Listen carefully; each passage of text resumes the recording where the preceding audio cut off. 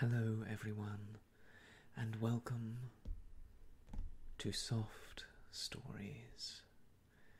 I'm Stratton, and today we are continuing our reading of Silas K. Hawking's story, Real Grit, which I have with me right here. When we last left off in Real Grit, Jack Formby, the hero of our tale, had reached his lowest point.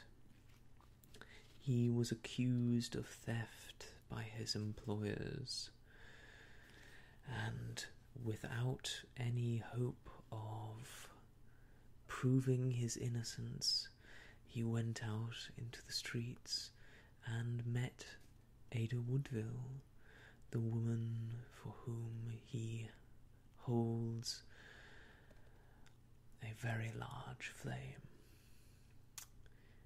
And they had a short discussion where he was very frank with her about what had happened and how he was feeling about the turn that his life had taken. And she believed him. She knew that there could be no ounce of guile or deceit in him, and no chance whatsoever that he was guilty of this theft. And so she left him there, and it seemed to both of them that they would not meet again for a very long time. But in these sorts of stories, one can never really predict what is going to happen next. So that's where we are, and let us pick up that story so that we may see what happens next. In Chapter 14 of Real Grit, Nearing the Bottom. After leaving Ada Woodville in the park, Jack retraced his steps with all possible haste to Brown Toadsby's. He was in a very miserable and despairing mood, smarting under the wrongs that he had endured, and feeling doubly sensitive in consequence. He had altogether misinterpreted the blush that had crimsoned Ada's cheek when he parted with her.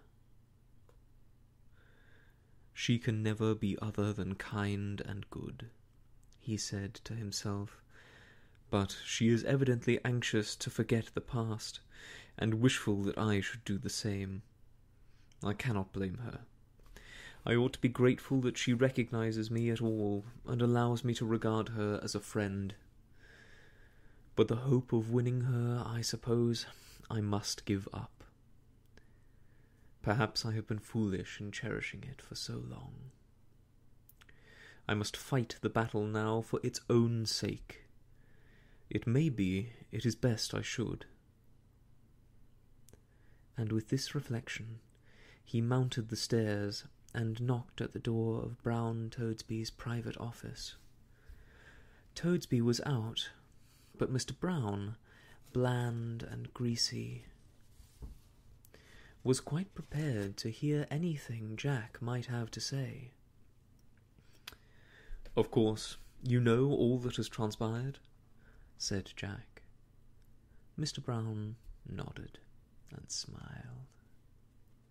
"Do you intend to let the case come on for trial?" Jack asked.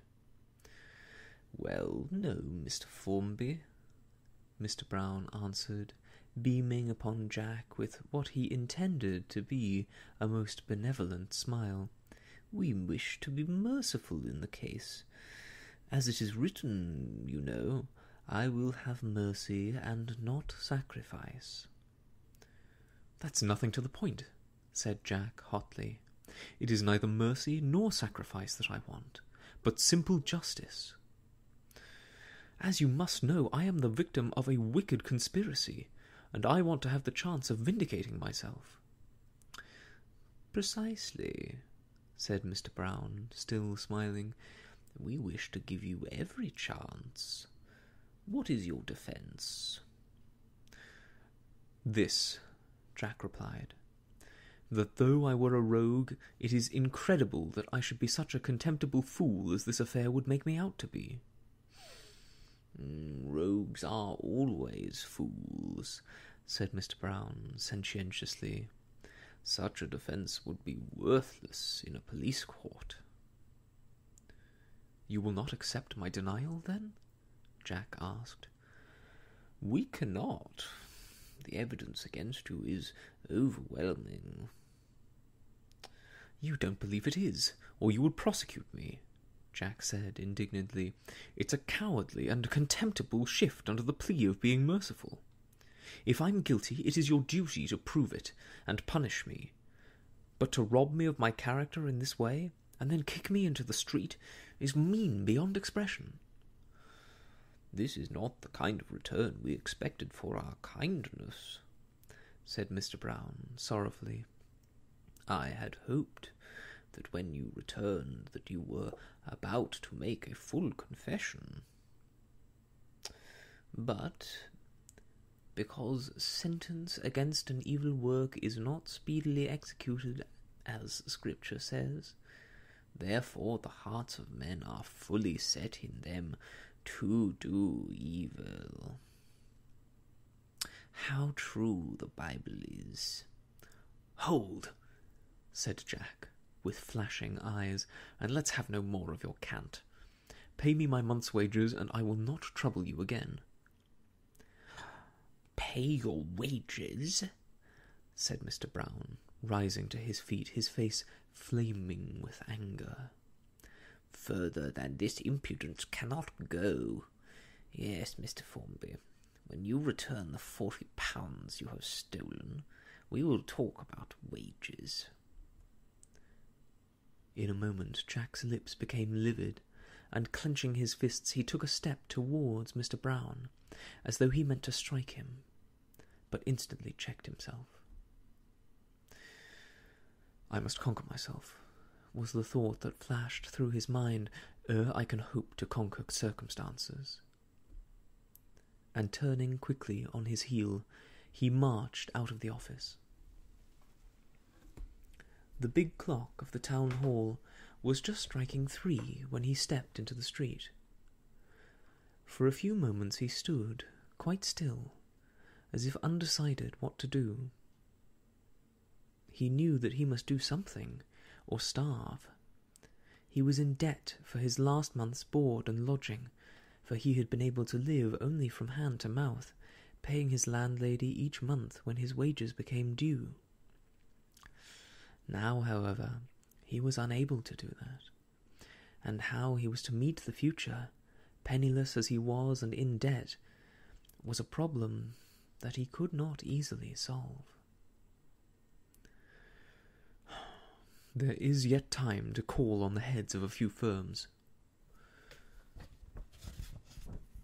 he said to himself at length, drawing himself up to his full height. "If Brown and Toadsby are so anxious to show mercy, as they profess to be, they will have kept the affair to themselves, and for my father's sake, perhaps, someone will take me in, and give me a chance of earning my bread." And with this reflection, he started off at a rapid pace, resolved not to say die, while there was any chance of life at all. To his sorrow, however, he discovered that Brown and Toadsby had not kept the affair to themselves. Wherever he went, he found that the story of the embezzlement had preceded him. Had he been any ordinary Brown, Jones, or Robinson, most likely very little would have been heard of the matter. But the merest hint that the son of the late Robert Formby, of Philadelphia Chambers and Rycroft, had robbed his employers to the tune of £40, spread like wildfire, and before nightfall was known from one end of Bodelford to the other. Jack returned to his lodgings in a state of mind that can best be described by the word savage. He seemed to himself a very son of Ishmael, with his hand against every man's, and every man's hand against him. It would seem as though the world and the devil had gone into league for the purpose of crushing me, he said to himself, as he dropped wearily into his chair. But I will not be crushed if I know it. If I must die, I will die hard, and if there is any grit in me, the world shall see it yet. And he leaped up resolutely from his chair, and went and touched the bell. "I will have tea at once, Mrs. Pickles, if you please," he said, on his landlady appearing. "And after tea, if you can spare me a few minutes, I should like a little conversation with you." Jack's frugal meal soon appeared on the table, and as quickly disappeared.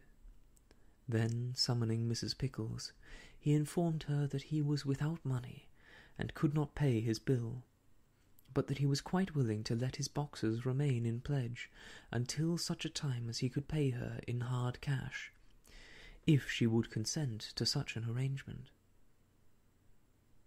Mrs. Pickles consented, for the simple reason that she had nothing better to propose. Moreover, she had great confidence in Jack. "He's none of your fast young gents," she said to a neighbour of hers only a few days before. "And what's more, he never has no fast men around him. He's never out late, and hasn't got no bad habits of no sort. And I believe he's as honest as the daylight. I wouldn't be afraid to trust him with untold gold."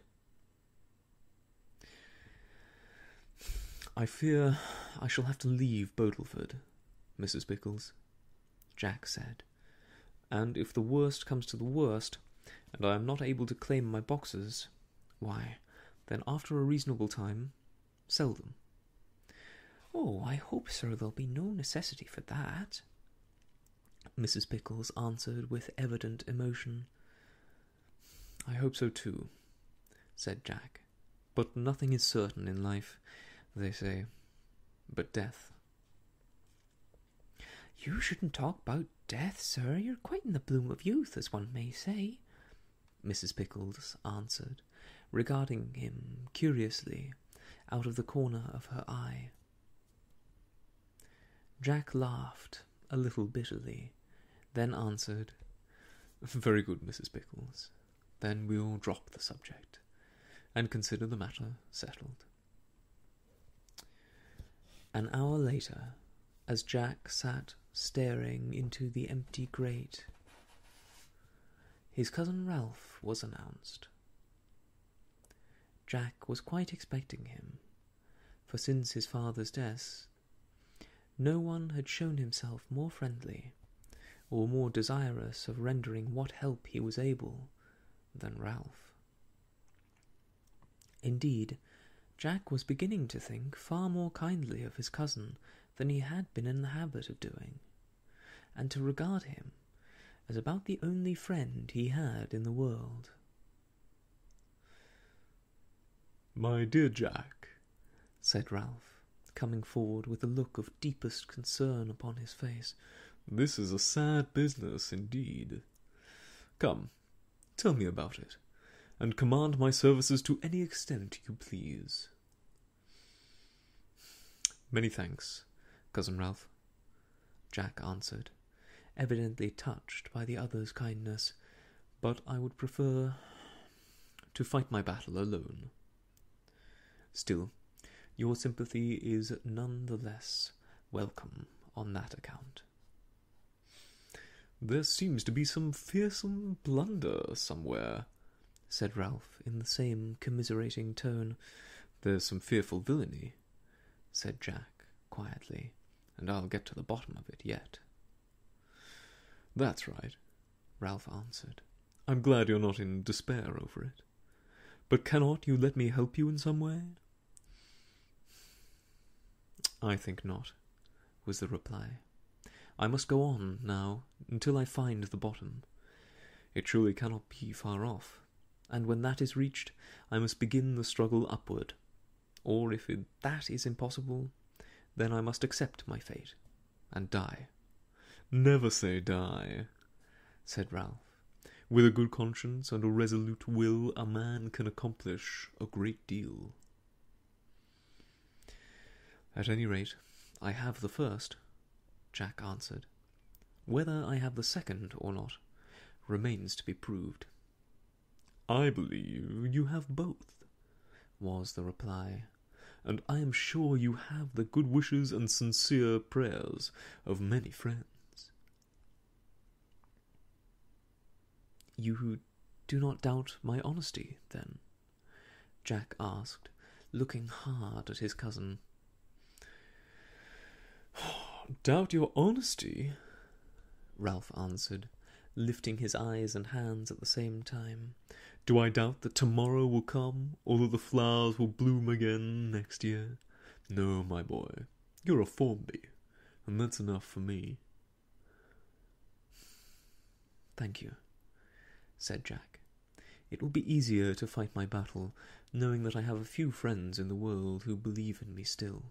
"You will always have that," returned Ralph. "But now, my boy, are you sure that you do not need help? I'm only a poor man, as you know, but to the utmost of my ability I—" "Please, don't mention it," Jack answered. "I have health and strength and a pair of strong hands, so that I do not fear of earning my bread somehow." "Well, as you will," said Ralph, looking relieved. "But don't forget that at any time I shall be glad to render you all the assistance in my power." "I will not forget," Jack answered. "I hope, however, that by the blessing of God I shall be able to fight my own way through the world, and I will let you know from time to time how I'm getting on." After that, the conversation dragged somewhat, for the two men had very little in common, and had never been on confidential terms with each other. Ralph rose at length to go, yet hesitated still, as though he had something on his mind he wished to say. "You do not go much into the neighbourhood of Rycroft now?" he said at length in a questioning tone.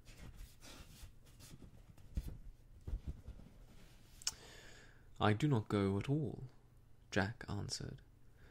"I have never been in the neighbourhood since I came to live in Bodelford." "You know, of course, that Dick Netherby has purchased Rycroft?" "No, I had not heard," Jack answered. Ralph looked relieved. "Then you do not hold much communication with your old friends?" he said. "I hold none," was the reply.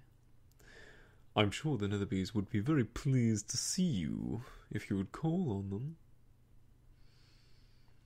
"Perhaps so," said Jack.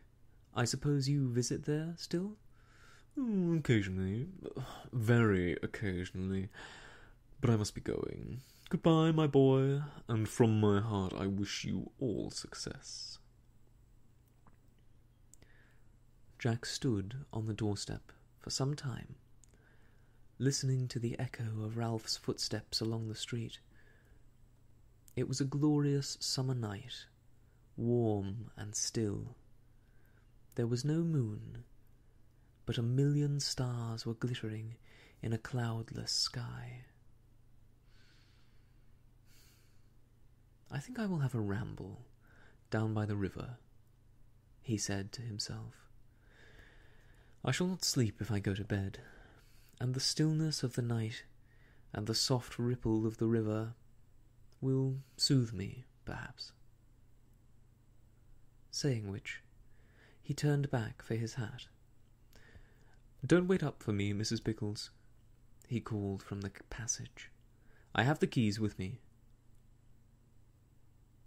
And without waiting for her reply, he slammed the door behind him and sauntered forth into the night.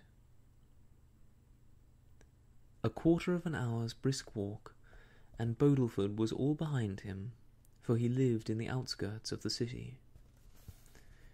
In the bright starlight he could see the Bodel Valley stretching away in the direction of his old home for many a mile, and at his feet the river rolled majestically onward, with a murmur that was scarcely audible. "This will suit my mood," he said, as he slackened his pace. "Here I shall be able to think calmly over the events of the day, and perhaps come to some definite resolve respecting the future." Chapter 15. Misgivings. About a month after the events recorded in the last chapter, there was another garden party at Netherby Hall, and, of course, Ralph Formby was one of the guests. Since discovering from Jack himself that he held no communication whatever with his old acquaintances, he had been a much more frequent visitor than usual at the Hall, and his coming was always hailed with pleasure by every member of the family. He was an excellent talker when he chose to exert himself, and always the most agreeable of guests, while his acquaintance with city doings and city gossip, which he was never tired of retailing for the benefit of his friends, rendered his visits doubly welcome. Of course, the news of Jack's misfortune had reached the Netherbys, and had been eagerly discussed. In some measure they had, indeed, been prepared for it, for more than once Ralph had hinted about expensive tastes which his kinsman had cultivated, and even prophesied, when Ada was not about, what, in his judgment, was certain to come. Yet, notwithstanding this, the Netherbys were very slow to believe that Jack had been guilty of any dishonest act. Indeed, the old squire and Dick roundly asserted, again and again, that though every jury in the land should pronounce him guilty, they would still believe in his honesty.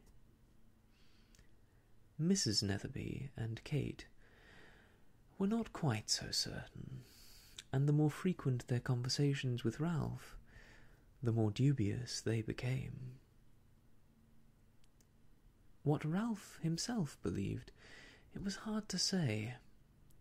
Usually so plain and straightforward in his statements, in this matter he seemed to contradict himself again and again. The truth is, Ralph wanted to act a double part, and he found it very difficult of execution. Not for the world would he have it imagined that he had any feeling against his cousin, or that he would be pleased to have him out of the way. Hence he posed as Jack's friend and champion.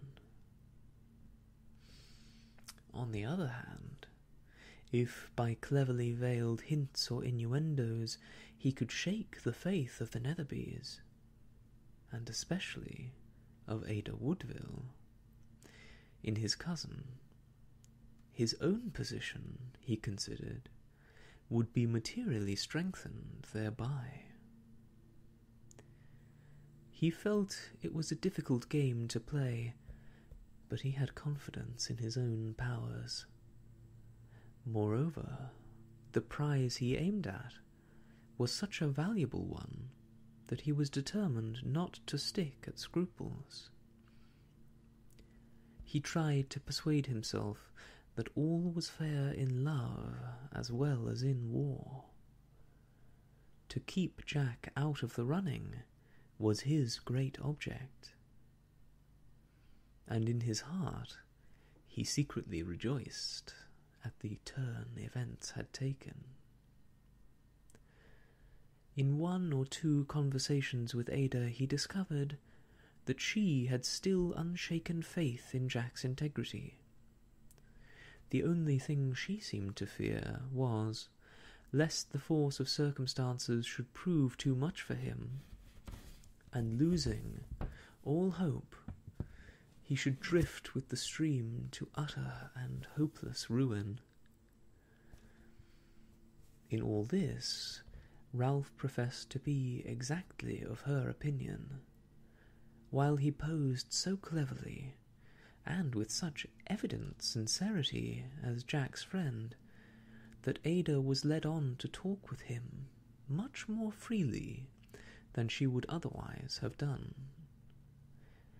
Any man who was Jack's friend, and who would defend him against the abuse of the world, was sure to commend himself to her heart and affections. Hence Ralph seemed to her a very true friend, because he was Jack's friend, and because in the city, day after day, according to his own showing, he defended his character against the unjust aspersions that were hurled against it. In those days, Ralph never attempted to play the part of lover. He had sufficient penetration to see that the time was not ripe for any such avowal. But then, he could afford to bide his time. Everything so far had gone splendidly in his favour, and he had no doubt that victory would crown his efforts, and at no very distant date. "There can be no doubt she is fond of Jack still," he said to himself as he walked slowly along the road from Esserbrigg station to Netherby Hall on the afternoon of the garden party. "But she's bound to forget him in time. She's not seen him now in 4 months, and, according to Jack's own confession, she has held no communication with him, unless she's done so within the last month, and that's not likely, for nobody seems to know his whereabouts at present. At any rate, if she knows, I think, by a little manoeuvring, I shall be able to get it out of her." And with this reflection, he twisted his moustache complacently, and quickened his steps at the same time.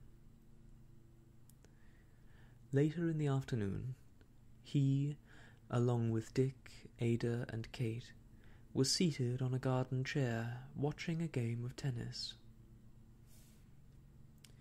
"By the by," said Dick, breaking a somewhat lengthened silence, "have you heard anything of late about our old friend Jack?"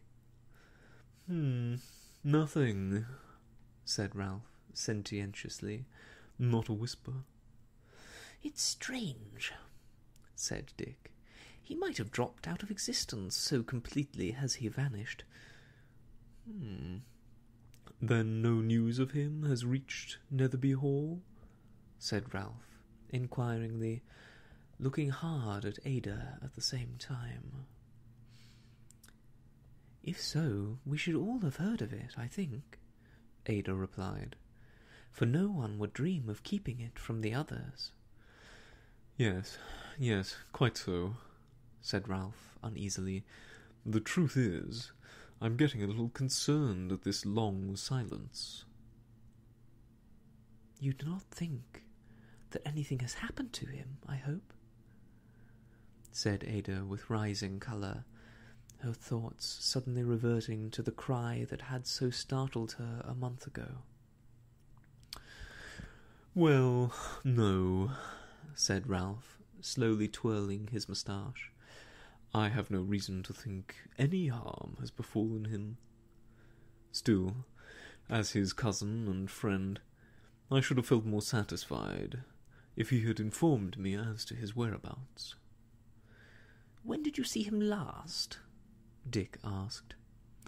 "Oh, it must be quite a month ago," Ralph answered slowly. Let me see. Today is Saturday. It will be a month ago yesterday. It was the very day he was dismissed from Brown Toadsby's. I called at his lodgings in the evening to see how he was getting on, and to render him any assistance I might be able.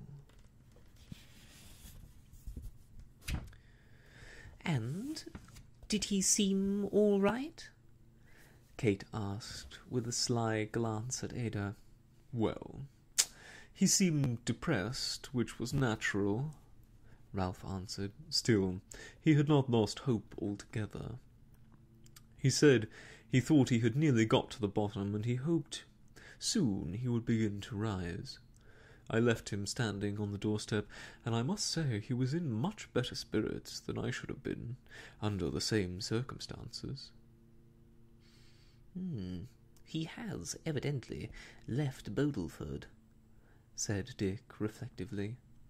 "Well, I should judge so," Ralph answered, "for I cannot hear of anyone having seen him since late on the night in question." "Did someone see him after you left?" Ada asked timidly, and without lifting her eyes from the ground.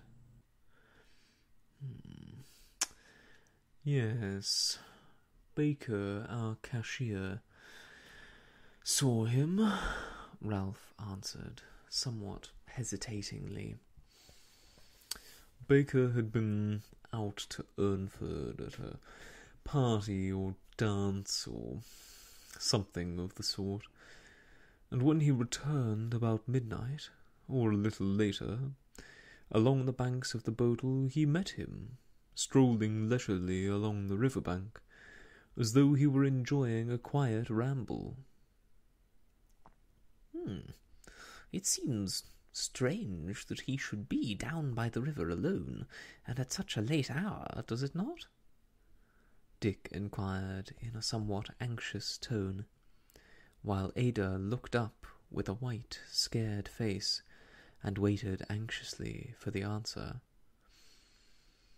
"Well, it does seem a little strange," Ralph answered after a pause.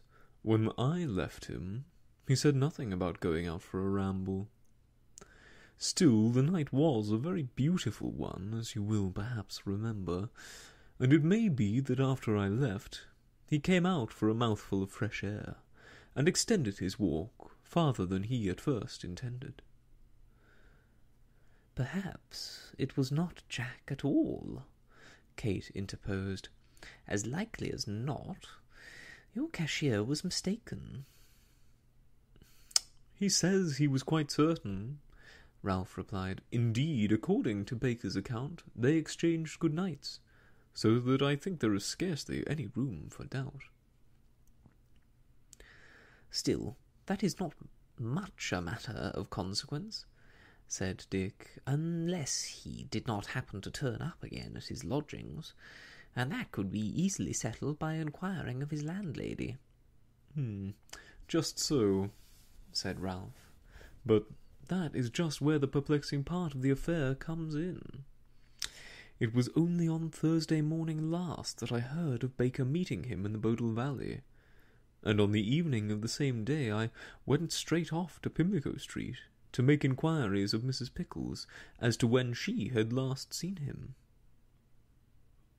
"Well?" said Dick eagerly, while Ada held her breath and pressed her hand tightly to her side to still her heart's loud beating. "Well, strange to say, I found the house empty," said Ralph, "and on making inquiries of her neighbours, I learned that Mrs. Pickles, after waiting nearly 3 weeks, had been unable to let her rooms, had sold her furniture to a broker, and had gone to live with a married daughter in London. "Humph," said Dick. "That's awkward." "It seems, from what I could gather," continued Ralph, "that this married daughter of Mrs. Pickles had long wanted her mother to come and live with her, so that her neighbours were not at all surprised of her going." "And didn't any of these neighbours have an address?" Dick asked. "None of them," said Ralph. "Such people don't trouble what becomes of their neighbours very much, and it seems not one of them had thought to ask Mrs. Pickles what part of London her daughter lives in." "Well, I don't know that it matters so much," Dick replied, after a pause. "Most likely he remained in his old lodgings till Monday morning, and then started out afresh to seek his fortune. When he's got a settled place, most likely you'll be hearing from him. He has 1,000 times more pluck and energy than any of us ever gave him credit for, and some of these days he will be dropping in upon us quite unexpectedly, having in the meanwhile made a fortune."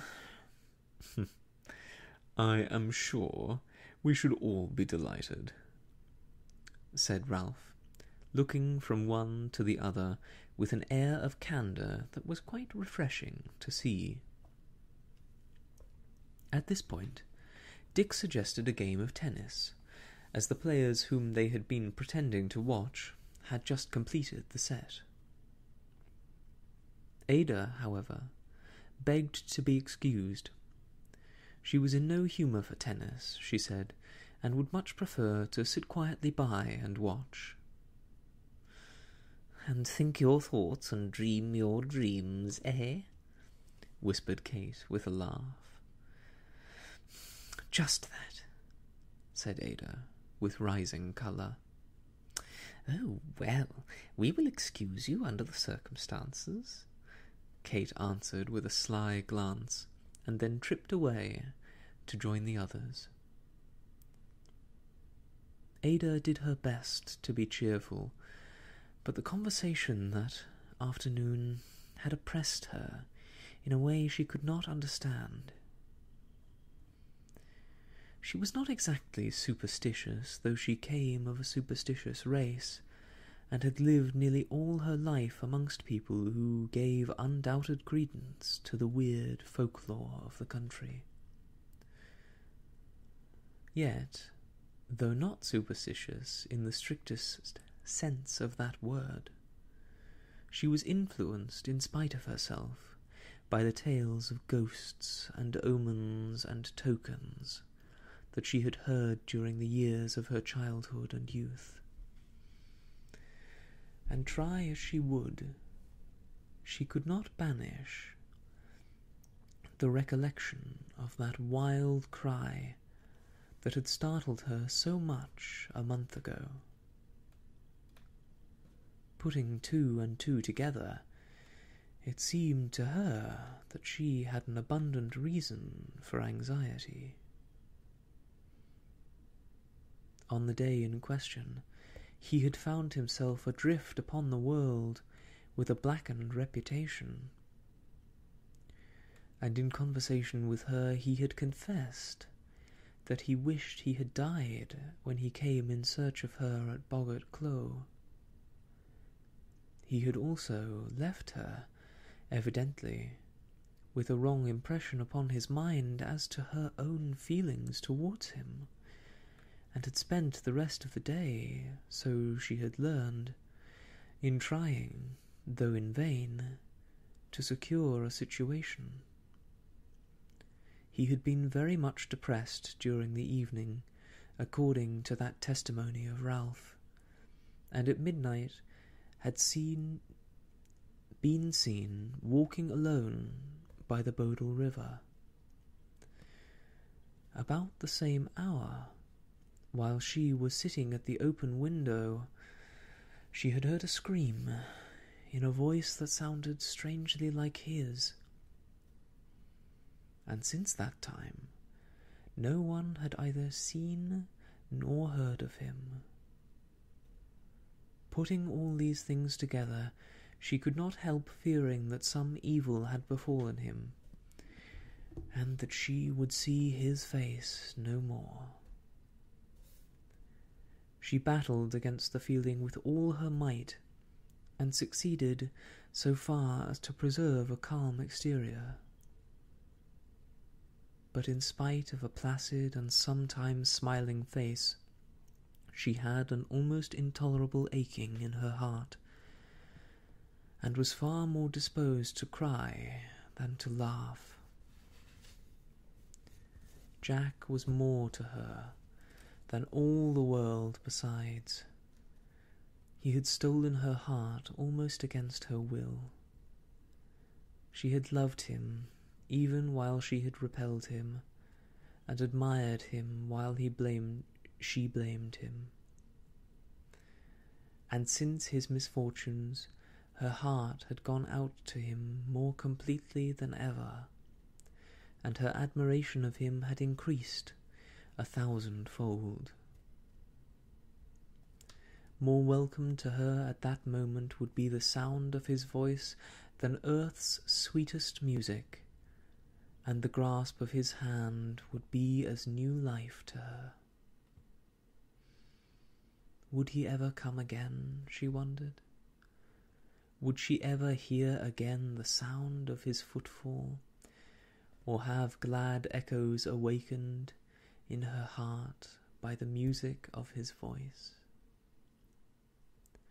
She could hardly keep back the tears as these thoughts passed through her mind, and the departure of their guests she hailed with a sigh of relief. Once within her own room, she gave way to a flood of tears, and then sought consolation in the old book, which was to her a never-failing source of comfort and of hope.